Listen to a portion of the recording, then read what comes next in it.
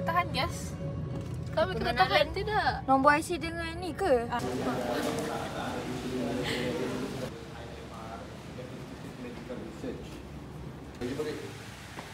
Tapi kebanyakan orang buat orang tu ni ada silikon. Ini adalah larva ya.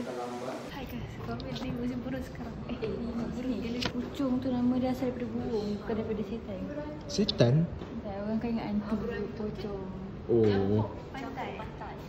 Enggak. Nama dia sebabkan ada nama burung dia. Kita tak tahu kan. Kau boleh main dalam benda ni. Sekarang kami berada di galeri ular. Tada. Sorry nak flip lah.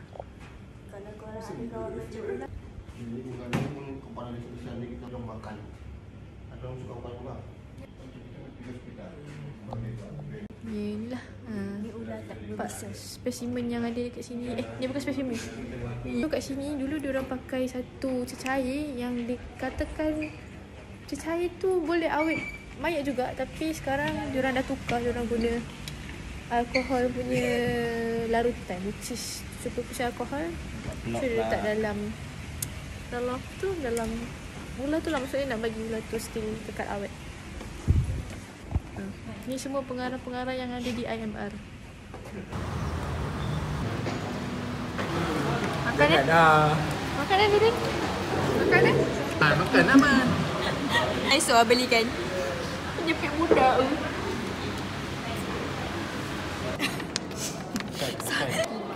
Dua tingkat.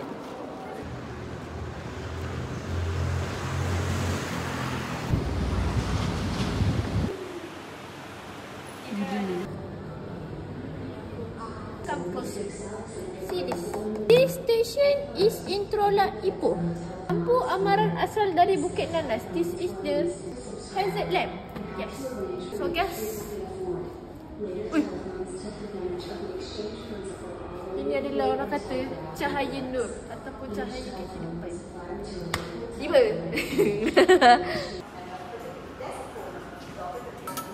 Syaki betul tu.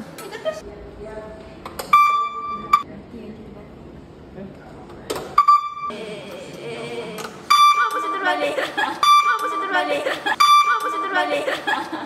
Kalau letak dia bising kan? Haa.